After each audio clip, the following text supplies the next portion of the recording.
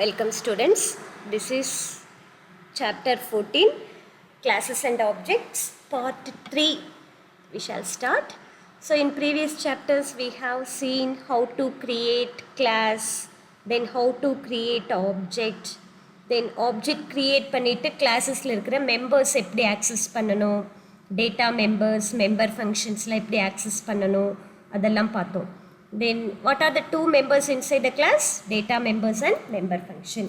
எப்படி ஆக்சஸ் பண்ணணும், அதுக்குள்ளே இருக்கிறது ஆப்ஜெக்ட் க்ரியேட் பண்ணி அந்த ஆப்ஜெக்ட் நேம் டாட் வச்சுட்டு இங்கே இருக்கிற மெம்பர்ஸ் எல்லாமே நம்ம ஆக்சஸ் பண்ணிக்கலான்னு பார்த்தோம்.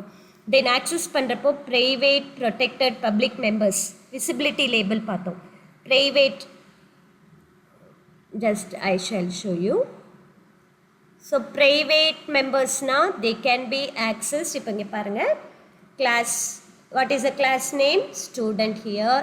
எதெல்லாம் visibility label? Private, protected, public. இதெல்லாம் visibility label. What is other name for visibility label? Access specifier. So இந்த variables எல்லாம் என்னன்னு சொல்லுவோம்? Data member. இதெல்லாம் member function.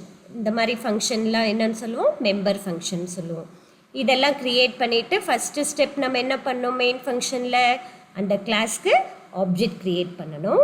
க்ரியேட் பண்ணிவிட்டு அங்கே இருக்கிற ஃபங்க்ஷன்ஸோ டேட்டா மெம்பரோ மெம்பர் ஃபங்க்ஷனோ இப்படி நம்ம கால் பண்ணிக்கலாம், பிரிண்ட் பண்ணிக்கலாம், இதெல்லாம் எக்ஸிக்யூட் பண்ணிக்கலாம். ஸோ எத்தனை ஆப்ஜெக்ட் வேணாலும் க்ரியேட் பண்ணிக்கலாம். இப்போ டீன்னு ஒரு ஆப்ஜெக்ட் இங்கே க்ரியேட் பண்ணியிருந்தோம்னா டி ஸ்மால் லெட்டர் எல்லாம் இந்த கேபிட்டல் ஸ்மால் லெட்டர் ஸ்டூடெண்ட்ஸ் நீங்கள் ஒரு இடத்துல எப்படி ரெஃபர் பண்ணுறீங்களோ அதே மாதிரி தான் யூஸ் பண்ணணும். நம்ம கொடுக்குற வேரியபிள் நேம்ஸ் எல்லாம் இப்போ சப்போஸ் இங்கே கேபிட்டலில் கொடுத்தா இங்கேயும் கேபிட்டலில் தான் கொடுக்கணும். இப்போ இங்கே நான் எத்தனை ஆப்ஜெக்ட் க்ரியேட் பண்ணியிருக்கேன்? 2 ஆப்ஜெக்ட்ஸ். ஸோ இதனோட இப்போ ஒரு கொஸ்டின் கேட்கலாம் உங்களுக்கு. இந்த மாதிரி 2 ஆப்ஜெக்ட்ஸ் கொடுத்துட்டு இந்த நம்ம ஆல்ரெடி பார்த்துருக்கோம். இப்போ இதுக்கு மெமரி எத்தனை அலாட் ஆகுதுன்னா எப்படி ஃபைண்ட் அவுட் பண்ணுவீங்க? ஃபஸ்ட்டு ஒரு ஆப்ஜெக்ட்க்கு கண்டுபிடிங்க. 2 bytes ஏக்கு, பிக்கு 2 bytes பிகாஸ் இன்டீஜர்னா டிவிசி ப்ளஸ் ப்ளஸ்ஸாக இருந்தால் 4 bytes.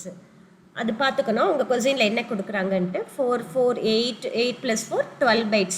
இப்போ ஒரு ஆப்ஜெக்ட்க்கு 12 bytes, அப்போ 2 ஆப்ஜெக்ட்ஸ்க்கு 24 bytes மெமரி அலாட் ஆகும். இந்த மாதிரி மெமரி அலோகேஷன் பார்த்தோம். மெமரி அலோகேஷனில் என்ன பார்த்தோம்? எத்தனை ஆப்ஜெக்ட் க்ரியேட் பண்ணாலும் ஒவ்வொரு ஆப்ஜெக்ட்டுக்கும் தனித்தனியாக ஒரு செட் ஆஃப் மெமரி, ஏக்கு பிக்கு சிக்கு இந்த மாதிரி ஒவ்வொரு செட் தனித்தனியாக மெமரி ரிசர்வ் பண்ணிடும். பட் ஃபங்க்ஷன்ஸ் எல்லாம் எல்லா ஆப்ஜெக்ட்டும் ஒரே மாதிரி தான் பண்ணுறனால ஃபங்க்ஷன்ஸ்க்குன்னு தனியாக மெமரி கிடையாது. இதெல்லாம் ஆல்ரெடி நம்ம பார்த்துருக்கோம். இப்போ இதுவே நம்ம இங்கே அரேவாக கொடுக்குறேன் நான்.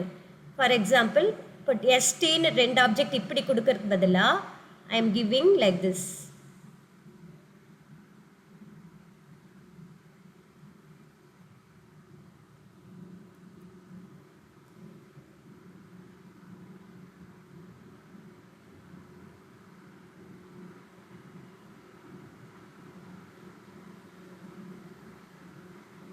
ஸ்கொயர் ப்ராக்கெட்டில் 3ன்னு கொடுக்குறேன். அப்படின்னா என்ன meaning?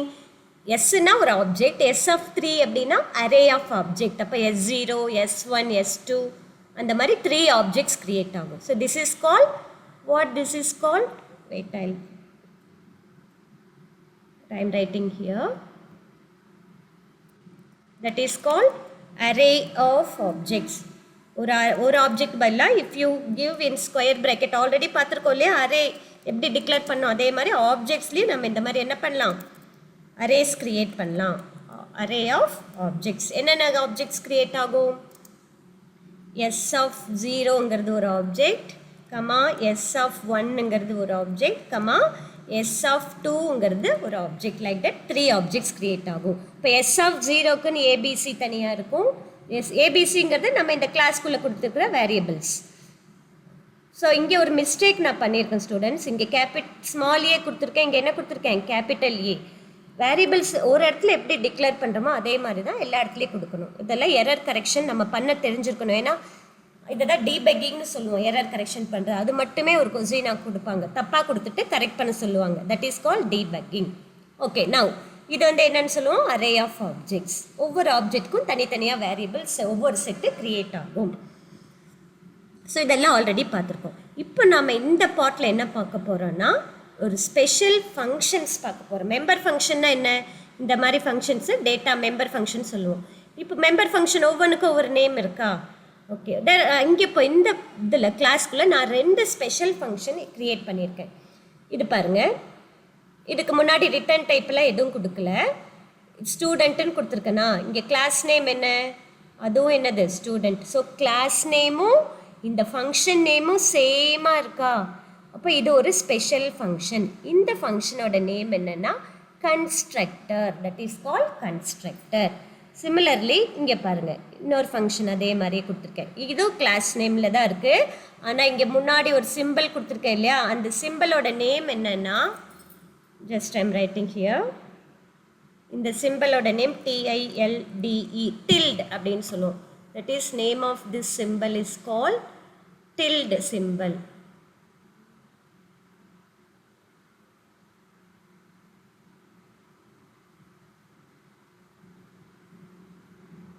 This symbol is called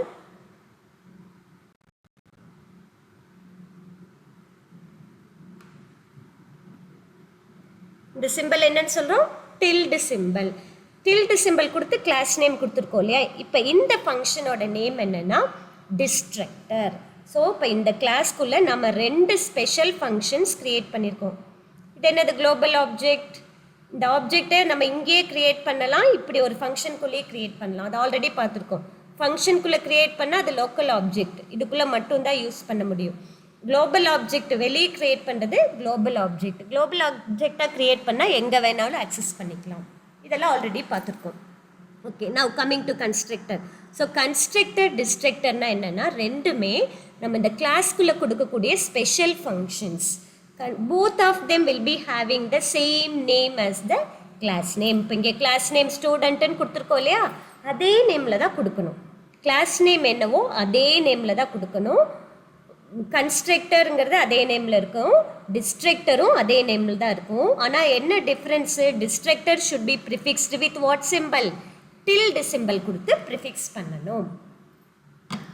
இப்போ இந்த கன்ஸ்ட்ரக்டர் எதுக்காக கொடுக்கணும், டிஸ்ட்ரக்டர் எதுக்காக கொடுக்கணும் அப்படின்னா, அதுக்கு முன்னாடி நம்ம ஆப்ஜெக்ட் க்ரியேட் பண்ணுறப்போ மெயினாக என்ன ப்ராசஸ் நடக்கும் சிஸ்டமில் நம்ம ஆல்ரெடி பார்த்துருக்கோம் இல்லையா. இந்த கிளாஸ்க்குள்ளே இருக்கிறதெல்லாம் எப்படி இம்ப்ளிமெண்ட் ஆக்டிவேட் ஆகும்னா, நம்ம ஆப்ஜெக்ட் க்ரியேட் பண்ணால் தான் என்ன ஆகும், இந்த கிளாஸ்க்குள்ளே இருக்கிறதெல்லாம் ஆக்டிவேட் பண்ண முடியும். இப்போ ஆப்ஜெக்ட் க்ரியேட் பண்ணுறப்ப தான் என்ன பண்ணும், அது மெமரி அலாட் பண்ணும். இங்கே இருக்கிற வேரியபிள்ஸ்க்கெல்லாம் மெமரி அலாட் பண்ணுறது, அதில் வேல்யூ போட்டு வைக்கிறது எல்லாமே ஆப்ஜெக்ட் க்ரியேட் பண்ணுறப்ப தான் பண்ணும்.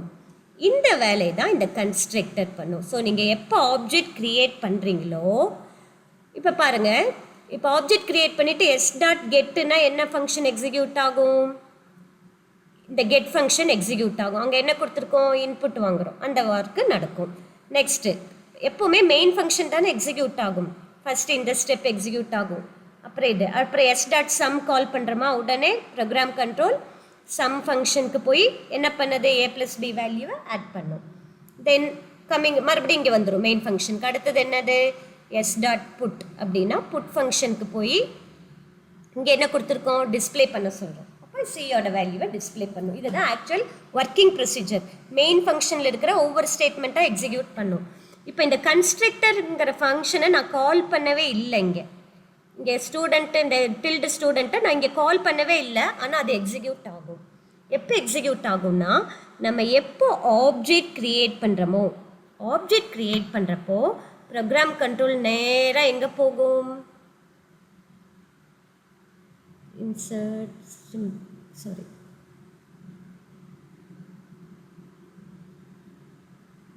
ஆப்ஜெக்ட் க்ரியேட் பண்ணுறப்போ ப்ரோக்ராம் கண்ட்ரோல் எங்கே போகும்னா கன்ஸ்ட்ரக்டருக்கு போகும். ஆட்டோமேட்டிக்காக கன்ஸ்ட்ரக்டருக்கு போயிட்டு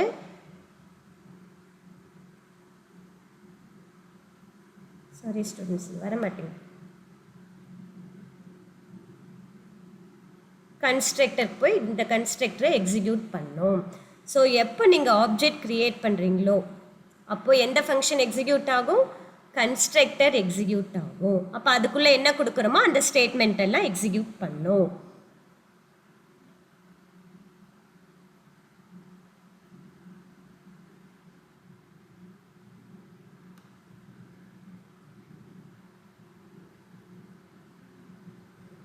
ஓகே, அதுக்குள்ளே நம்ம யூஸ்வலாக என்ன கொடுப்போம்னா இந்த மாதிரி அந்த வேரியபிள்ஸ்க்கு டேட்டா மெம்பர்ஸ்க்கு வேல்யூஸ் எல்லாம் அசைன் பண்ணியிருப்போம். இனிஷியலைஸ் பண்ணுற ஒர்க்கு எப்போவுமே நடக்கும்.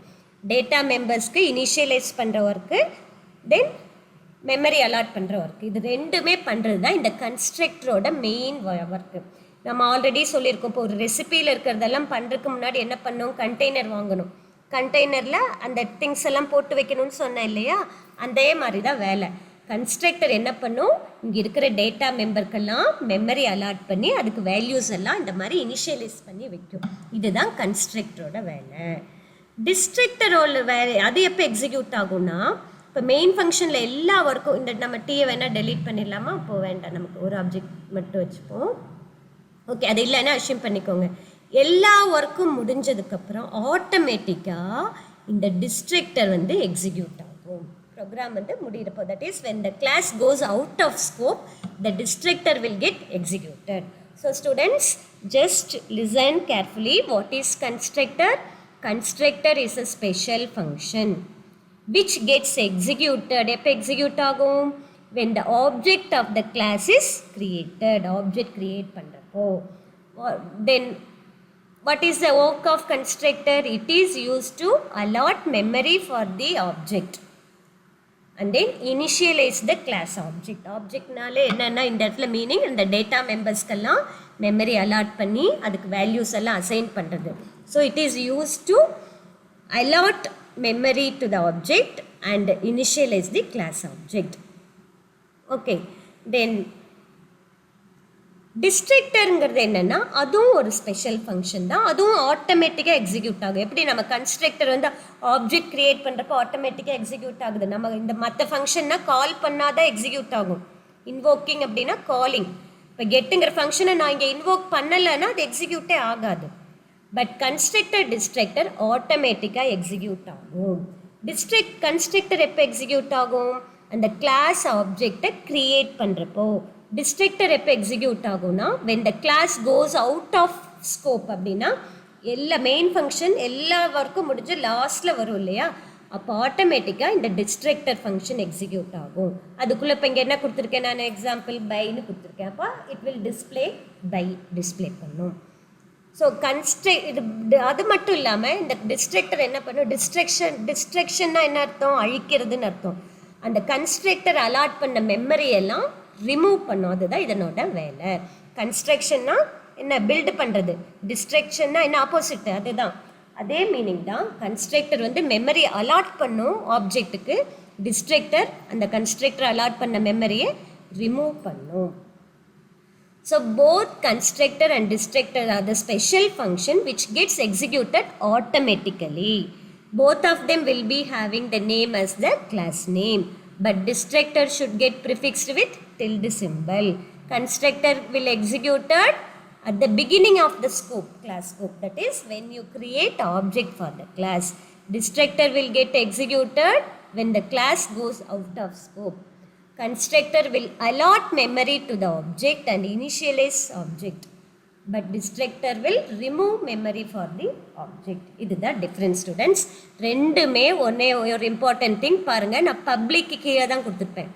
Because both constructor and destructor ஆட்டோமேட்டிக்காக ஆப்ஜெக்ட் க்ரியேட் பண்ணுறப்ப எக்ஸிக்யூட் ஆகுது கிளாஸ் முடிகிறப்பெல்லாம். அதெல்லாம் மெயின் ஃபங்க்ஷனில் தான் நடக்குது. ஸோ மெயின் ஃபங்க்ஷனில் நம்ம எது ஆக்சஸ் பண்ணணுன்னாலும் அது என்னவா இருக்கணும், இப்போ இந்த கெட், சம், புட் இதெல்லாம் பப்ளிக் கீழே இருந்தால் தான் எக்ஸிக்யூட் பண்ண முடியும். மெயின் ஃபங்க்ஷனுங்கிறது கிளாஸ்க்கு வெளியில் இருக்கிற ஒரு ஃபங்க்ஷன். அதனால் கிளாஸ்க்கு வெளியில் இந்த டேட்டா மெம்பர்ஸோ மெம்பர் ஃபங்க்ஷனோ ஆக்சஸ் பண்ணணும்னா அது பப்ளிக்காக இருக்கணும். ரைட்.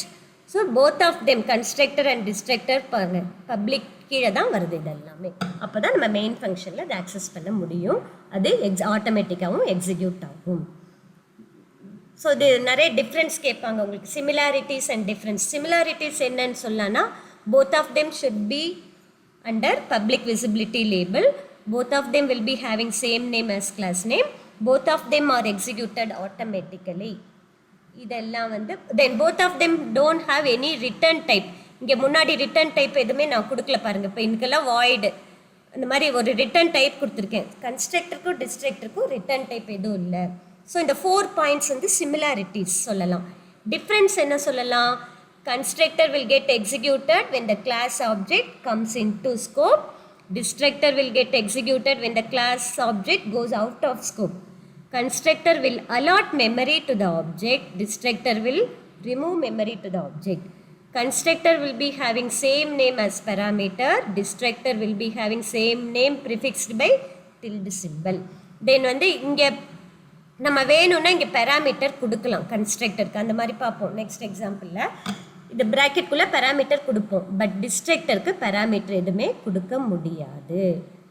அடுத்த டிஃபரன்ஸ் தென் ஒரு கிளாஸ்க்குள்ள ஒரு கன்ஸ்ட்ரக்டர் தான் இருக்கணும்னு இல்லை எத்தனை கன்ஸ்ட்ரக்டர் வேணாலும் இருக்கலாம் ஆனால் டிஸ்ட்ரக்டர் வந்து ஒன்று தான் இருக்கணும் இதெல்லாம் வந்து டிஃப்ரென்ஸ் ஸோ இது ஒரு 4 பாயிண்ட்ஸ் வருது okay students understood constructor and destructor now just we shall go to the theory part. The definition of the class only creates a new user defined data type. Class ங்கிறது நம்ம ஒரு new user defined data type create பண்றதுக்குள்ள definition தான் class. அதுல இருக்கிற class activate பண்ணனும்னா அதுக்கு என்ன பண்ணனும் instances அதாவது object of the class type should be instantiated, created or initialized. அது அந்த word தான் instantiated அப்படிங்கிற object create பண்றோம் இல்லையா that is called instantiated. So, and the instantiating the object is done using what function? Constructor. பாருங்க இப்போ இங்க வந்து ஒரு அரே கொடுத்திருக்கேன் இந்த எக்ஸாம்பிள் பாருங்க அரேக்கு நம்ம இப்படி டைரக்ட்டா வேல்யூ கொடுக்கலாம் 3 values கொடுக்கிறேன் அரேனா என்ன set of value continuous memory location of similar data type referenced by common name பார்த்திருக்கோம் இது வந்து ஒரு ஸ்ட்ரக்சர் பாருங்க இதுக்கு வேல்யூஸ் நான் இப்படி கொடுக்கலாம் ஆனால் இது ஒரு கிளாஸ் இதில் இருக்கிற இந்த டேட்டா மெம்பருக்கு நான் இந்த மாதிரி வேல்யூ கொடுக்க முடியாது கொடுத்தா எரர் வரும் இப்படி நம்ம எப்பவுமே இப்போ நம்1 = 5 num2 = 5ன்னு இங்கே கொடுக்கக்கூடாது எப்பவுமே கிளாஸ்க்குள்ளே இருக்கிற டேட்டா மெம்பருக்கு நம்ம வேல்யூ இனிஷியலைஸ் பண்ணணும்னா அது ஒரு ஃபங்க்ஷனுக்குள்ளே கன்ஸ்ட்ரக்டருக்குள்ளே தான் பண்ண முடியும் அதனால எரர் வரும் இந்த மாதிரி நம்ம கொடுத்தோம்னா So classes include special member function called constructor. Constructor, what is the work of constructor? It initializes the class object. இதெல்லாம் எப்படி கொடுக்கணும்னு கொடுத்திருக்கு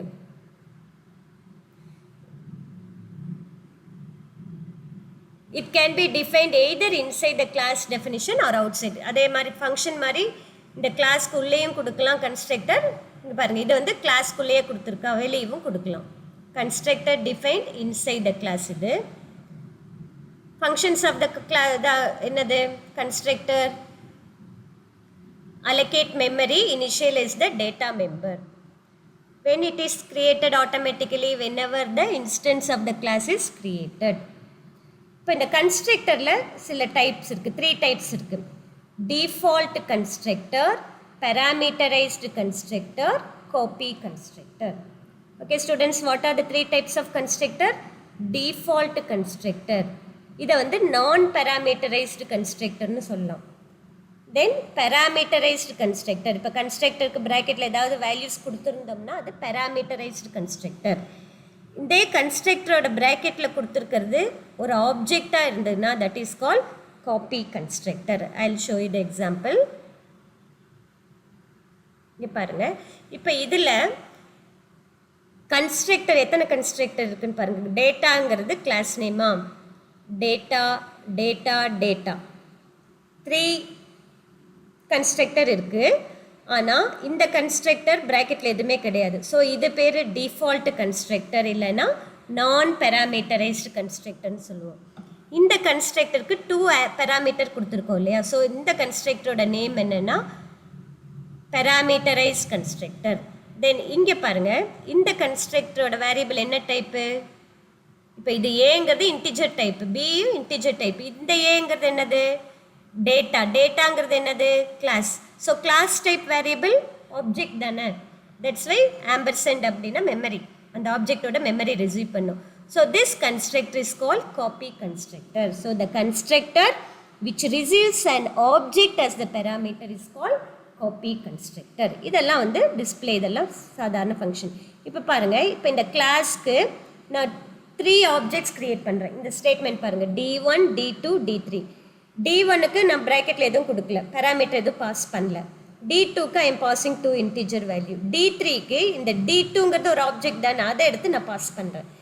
இப்போ இந்த 3 ஆப்ஜெக்ட் நம்ம கிரியேட் பண்ணுறோம், D1, D2, D3.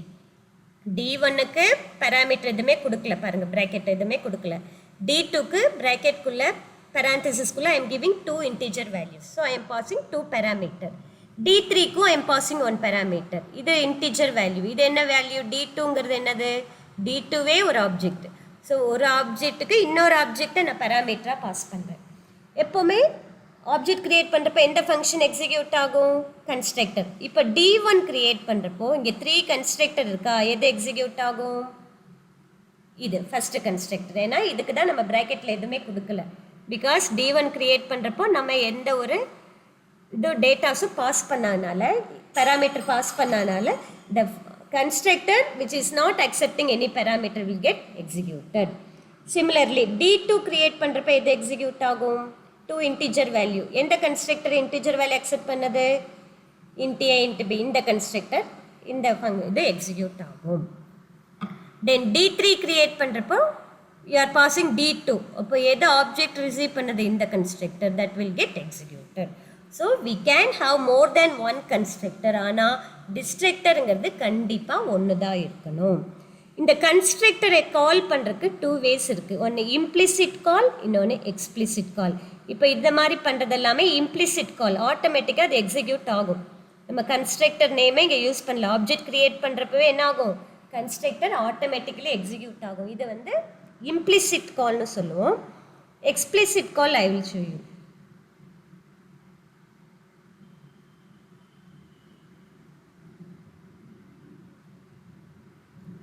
In this method இங்கே பாருங்கள், symbol class name object name equal to மறுபடியும் கிளாஸ் நேம் வேல்யூஸ் இப்படி கொடுப்போம். ஸோ இங்கே வந்து இந்த S1ங்கிறது ஒரு டெம்பரரி ஆப்ஜெக்டாக க்ரியேட் ஆகும், அதுக்கு வேல்யூஸ் இது போட்டிருக்கும். This is called explicit call. Explicit call should be in this way. Class name, object name மட்டும் தான் இங்கே கொடுப்போம். இங்கே S1 பக்கத்தில் வேல்யூஸ் கொடுப்போம். இங்கே அப்படி கிடையாது. Simple S1 equal to simple bracket. இந்த மாதிரி கொடுக்கறது தான் explicit call. அப்போ அது என்ன ஆப்ஜெக்ட் கிரியேட் பண்ணும்? டெம்பரரி ஆப்ஜெக்ட் கிரியேட் பண்ணாலே டேட்டா லாஸ் எதுவுமே வராது. இது எவ்வளோ நேரம் மெமரியில் இருக்குன்னா, இந்த எக்ஸ்பிரஷன் எக்ஸிக்யூட் ஆகிற வரைக்கும் தான் மெமரியில் இருக்கும்.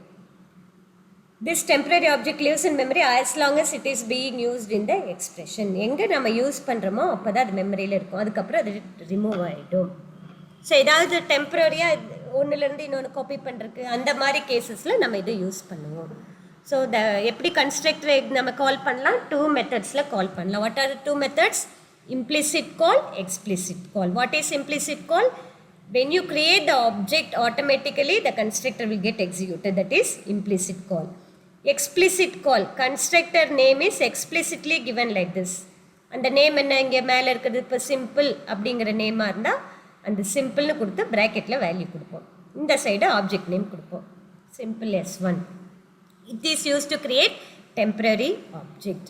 டைனமிக் இனிஷியலைசேஷன் நெக்ஸ்ட் நம்ம பார்க்க போகிறோம். என்னன்னா, இப்போ இங்கெல்லாம் நம்ம வேல்யூ இங்கே பார்த்தீங்கன்னா டேட்டாஸ்க்கு வேல்யூ ஆட்டோமேட்டிக்காக இங்கே கொடுத்துருக்கோம் இல்லையா? அப்போ இங்கே டைரெக்டாக கொடுக்குற இந்த இப்போ நீங்கள் இந்த 10, 20 இங்கே பாஸ் பண்ணுறோம் பாருங்கள். இந்த இதில் 10, 20 2 வேல்யூ பாஸ் ஆகுதா? அப்போ இந்த செகண்ட் கன்ஸ்ட்ரக்டர் தானே எக்ஸிக்யூட் ஆகும். ஏக்கு 10 வரும், பிக்கு 20 வரும், தென் இட் வில் ஒர்க். இது வந்து பர்டிகுலராக 2 வேல்யூஸ் ஒரே வேல்யூ பாஸ் பண்ணுறோம். இந்த வேல்யூ மாறாமல் இருக்கும். ஆனால் நம்ம இன்புட் வாங்கி அதுக்கேற்ற மாதிரி இனிஷியலைஸ் பண்ணிக்கலாம். That is call dynamic initial. Run time program run பண்ணுறப்போ இன்புட் வாங்கி, இந்த ப்ரோக்ராம் பாருங்கள், இப்போ இங்கே வந்து ஏபி இன்புட் வாங்கிட்டு then you are creating the object. எக்ஸுங்கிறது இங்கே கிளாஸ் நேமா, then I am creating small X object, அந்த 2 இதை பேராமீட்டராக பாஸ் பண்ணுறேன். This is call dynamic initialization. அப்போ நம்ம என்ன இன்புட்டு ப்ரோக்ராம் ரன் பண்ணுறப்போ ஃபிக்ஸடாக வேல்யூ இல்லாமல் ப்ரோக்ராம் ரன் பண்ணுறப்போ என்ன வேல்யூ கொடுக்குறோமோ அதுதானே ஏ அண்ட் பியில் இருக்கும். அந்த வேல்யூஸை வச்சு இந்த கன்ஸ்ட்ரக்டருக்கு அனுப்பி P will receive that value, Q will receive that value, that is assigned to these 2 variables.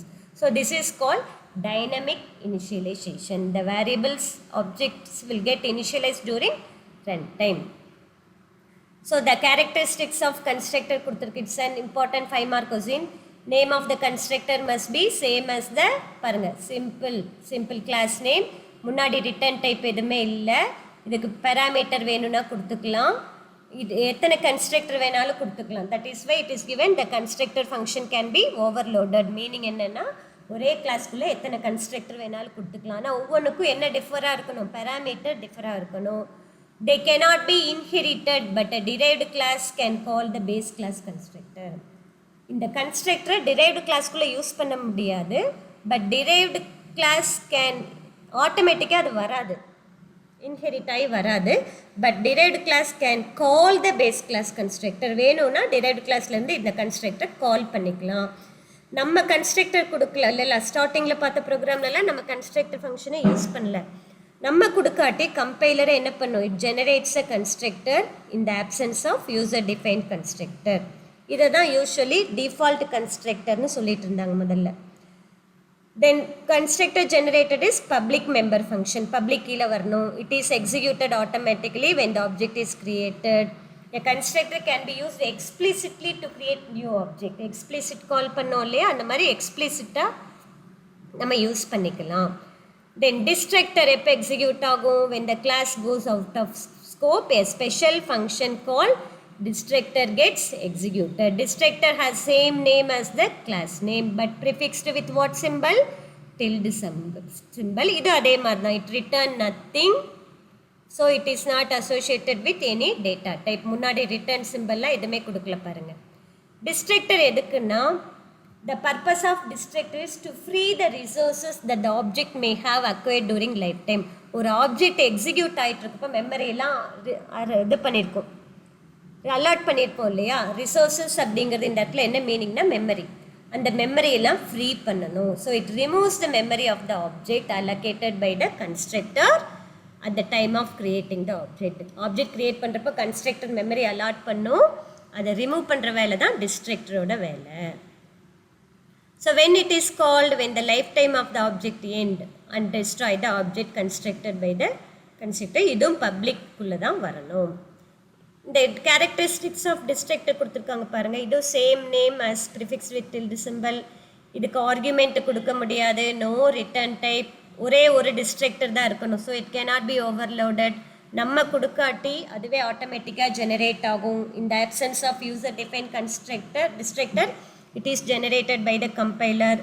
Distractor is executed automatically when the control reaches the end of the scope to destroy the object. They cannot be inherited. அது ஆட்டோமேட்டிக்காக derived classக்கு வராது. Okay students, I hope you have understood this constructor and distractor. I shall send you all this explanation files so that easily you can understand and you can use this as an example for writing programs. Now we shall see that 1 mark question. You just try to write down this program for this. The variables declared inside the class is known as attributes. ஒரு கிளாஸ்க்குள்ளே இருக்கிற variables attributes. True or falls சொல்லுங்கள். A member function can call another member function directly with using dot operator. False. ஒரு ஃபங்க்ஷனுக்குள்ளே இருந்து இன்னொரு function dot operator இல்லாமலே call பண்ணலாம். Member function can access the private data. Yes. So false true. Second one தான் correct, B தான் correct. Then third question. A member function can call another member function directly without using dot operator is called nesting of member function. ஒன்றுலேருந்து இன்னொன்று கால் பண்ணுறோம் இல்லையா, இப்போ கெட்லேருந்து put கால் பண்ணலாம், அதை வந்து nesting of member function சொல்கிறோம். member function defined within the class behaves like inline function. வெளியில் கொடுக்கறது நான் இன்லைன் ஃபங்க்ஷன்னு சொல்லுவோம். கிளாஸ்க்குள்ளே கொடுத்தா inline function. which of the following access specifier protects data from inadvertent modification. ப்ரைவேட்னு கொடுத்தா வெளியில் நம்ம ஆக்சஸ் பண்ண முடியாது, ஸோ தட் நம்ம அதை ப்ரொடெக்ட் பண்ணிக்கலாம். இப்போ இங்கே ஒரு எக்ஸாம்பிள் கொடுத்துருக்காங்க. இதில் எத்தனை ஆப்ஜெக்ட் க்ரியேட் பண்ணியிருக்காங்கன்னு கேட்குறாங்க. எக்ஸுங்கிறது என்னது, இதுதான் கிளாஸ் நேம். கிளாஸ்க்கு பக்கத்தில் இருக்கிறதா கிளாஸ் நேம். இப்போ x2ன்னு ஒரு ஆப்ஜெக்ட் தான். இது ஸ்கொயர் ப்ராக்கெட்டில் கொடுத்தாதான் அரே, அப்போ 10 ஆப்ஜெக்ட்னு சொல்லலாம். பட் இங்கிறது 10ங்கிறது பெராமீட்டர், பெரான்டிசிஸில் கொடுத்தா பெராமீட்டர், ஒரே ஒரு ஆப்ஜெக்ட் தான். how many objects are then இங்கே ஒரு ஆப்ஜெக்ட் பாருங்கள் x1, இது வந்து அரேவாக கொடுத்துருக்காங்க. அப்போ இது ஒரு 4 ஆப்ஜெக்ட், இங்கே ஒரு object, 5 object. So C is the correct answer. இங்கே ஒரு ஆப்ஜெக்ட் க்ரியேட் பண்ணுறோம், இங்கே வந்து x1 வந்து அரேவாக க்ரியேட் பண்ணுறோம். அப்போ 4 ஆப்ஜெக்ட்ஸ் க்ரியேட் ஆகும், totally 5 objects. True or false? Constructor should be declared in that private. False. எதுக்குள்ளே வரணும்? பப்ளிக்கில் வரணும். Constructors are invoked automatically when the objects are created. True. So first false, apro true. So C is the correct answer.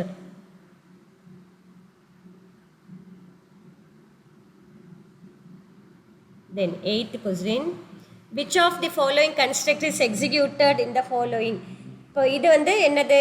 ஆடுங்கிறது இங்கே பாருங்கள், இதே class நேம்லேயே கொடுத்துருக்கா.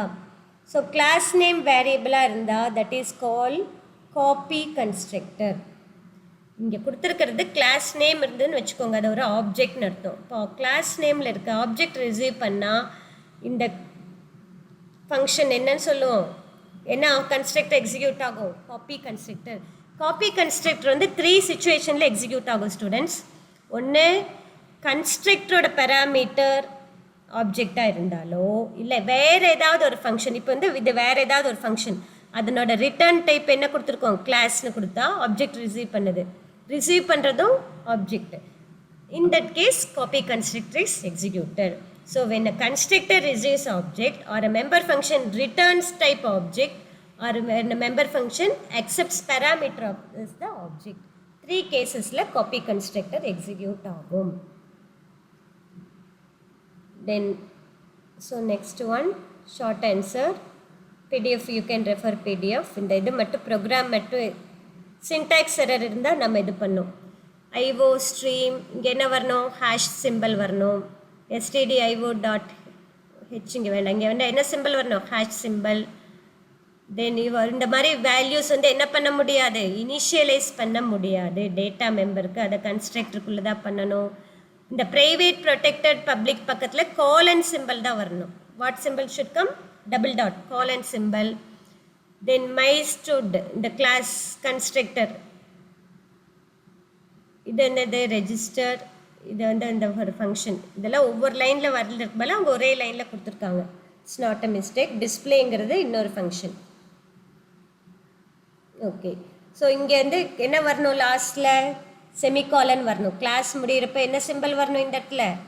This semicolon should be, a class should be terminated with semicolon. So here what are the error we have found? The variables data member cannot be initialized like this. It should be initialized only using constructor. Then public should be terminated by colon symbol. Then இது வந்து class, இதே இது class naming, no problem. Void register ஒரு function. இங்கே என்னது? std idன்னு கொடுத்துருக்கு, இங்கே stu didன்னு stud idன்னு கொடுத்துருக்கு, இங்கே std id. So variable name mistake. அப்போ என்ன வரணும்? திஸ் வேரியபிள் இஸ் நாட் டிக்ளேர்டுங்கிற எரர் வரும். கெட்ஸ் நேம், நேம் வந்து இன்புட் வாங்குகிறோம். Okay, that's correct. Then next function, இங்கே என்ன பண்ணி, இது கரெக்டு. நேம் வேரியபிள் டிக்ளேர் பண்ணியிருக்கோம் இல்லையா? ஓகே. தென் கிளாஸ் லாஸ்ட்டில் க்ளோஸ் பண்ணுறப்ப எப்படி க்ளோஸ் பண்ணோம்? செமிகாலன் கொடுத்து க்ளோஸ் பண்ணோம். So these are the errors you have to correct. Then question number 4. இங்கே again it's continued. Int main my stud ms dot register தான் வரணும். ரெஜிஸ்டர் டாட் எம்எஸ்ன்னு கொடுத்துருக்காங்க. ஃபஸ்ட்டு ஆப்ஜெக்ட் நேம் தான் வரணும் இந்த மாதிரி. So that is what error in this line. Then main ஃபங்க்ஷனோட எண்டிலெல்லாம் செமிகாலன் கொடுக்க வேண்டாம். இப்போ இந்த மாதிரி ஒரு இது கொடுத்துட்டாங்க, கொஸ்டின் கேட்டிருக்காங்க. First question, in the object oriented programming what is the function one referred as and when does invoked or called? எப்போ இந்த ஃபங்க்ஷன் ஒன்று எங்கே இருக்குது? டெஸ்ட் மீ அவுட்டு, இதுவும் டெஸ்ட் மீ அவுட் கிளாஸ் நேம்லேயே இருக்குது, பட் டில்டு சிம்பிள் கொடுத்துருக்கு. இது என்னன்னு சொல்லுவோம்? டிஸ்ட்ரக்டர்னு சொல்லுவோம். எப்போ எக்ஸிக்யூட் ஆகும்? Class scope goes out of scope. Similarly, function 2 என்னன்னு சொல்லுவோம்? function 2 இது class nameலே இருக்கு பாருங்க. no tilde symbol. அப்போ இது constructor. This will executed when the class comes into scope. இல்லைனா when the object is created. So here கொஸ்டினுக்கு என்ன கொடுத்துருக்காங்கன்னா, இது 5 mark students. ரெசார்ட்னு நீங்களே ஒரு கிளாஸ் கிரியேட் பண்ணுங்க. டேட்டா மெம்பர் என்னென்ன கொடுக்கணும்? ப்ரைவேட் டேட்டா மெம்பர் கொடுத்துருக்காங்க. கொஸ்டின் அவங்களே கொடுத்துருக்காங்க என்னென்ன டேட்டா மெம்பர், அது ப்ரைவேட் டேஸ், தென் கம்ப்யூட்டுங்கிற ஃபங்க்ஷன் டோட்டல் அமௌண்ட் கால்குலேட் பண்ணுறதுக்கு, பப்ளிக் மெம்பர் என்ன வரணும், அதில் என்ன ஃபங்க்ஷன் வரணும். இதை all of you just try without seeing the answer from the PDF. If you don't know, you can refer. Then write the output. Constructor. இது வந்து என்னது? கிளாஸ் நேம்லேயே இருக்கா, அப்போ இது கன்ஸ்ட்ரக்டர். இது ஒரு டேட் ஃபங்க்ஷன். மெயின் ஃபங்க்ஷனில் நம்ம என்ன பண்ணுறோம்? ஆப்ஜெக்ட் க்ரியேட் பண்ணுறோம். ஆப்ஜெக்ட் க்ரியேட் பண்ணுறப்ப எந்த ஃபங்க்ஷன் எக்ஸிக்யூட் ஆகும்? கன்ஸ்ட்ரக்டர். உடனே நீங்கள் என்ன பண்ணணும்? உங்கள் பென்சில் எடுத்துகிட்டு கன்ஸ்ட்ரக்டருக்கு போங்க. இதுதானே கன்ஸ்ட்ரக்டர் பாருங்கள், கிளாஸ் நேம்லேயே இருக்குது. அப்போ ஆருக்கு என்ன வேல்யூ பாஸ் பண்ணுற வேல்யூஸ்? 14, 70. ஆர் வில் ரிசீவ் 14, எம்முக்கு 70. ஆர் அப்போ roll number RNO 14, marks 70. Next என்ன function? Print data. Print date. அப்போ இதில் என்ன கொடுத்துருக்கோம்? 70 + 30 100 ஆகிடும் மார்க்ஸ். அப்போ நேம் பாரதி அடுத்த லைனில், அதுக்கு அடுத்த லைனில் ரோல் நம்பர் 14, அடுத்த லைனில் மார்க்ஸ் 100. இதுதான் அவுட்புட் வரும். ஃபஸ்ட் அவுட்புட் என்ன? கன்ஸ்ட்ரக்டருங்கிற ஒரு லைன், அதுக்கப்புறம் இந்த 3 லைன்ஸு வித் வேல்யூஸ் கூட வரும். இதுதான் அவுட்புட். தென் டிஸ்ட்ரக்டர் இருக்கான்னு பார்த்துக்கோங்க. இல்லை, டிஸ்ட்ரக்டர் இருந்தால் அதனோட அவுட்புட்டும் எழுதணும். தென் பேக் டு மெயின்ங்கிறது லாஸ்ட் லைனில் எழுதணும். This is how you have to find output students. I hope you have understood. Thank you.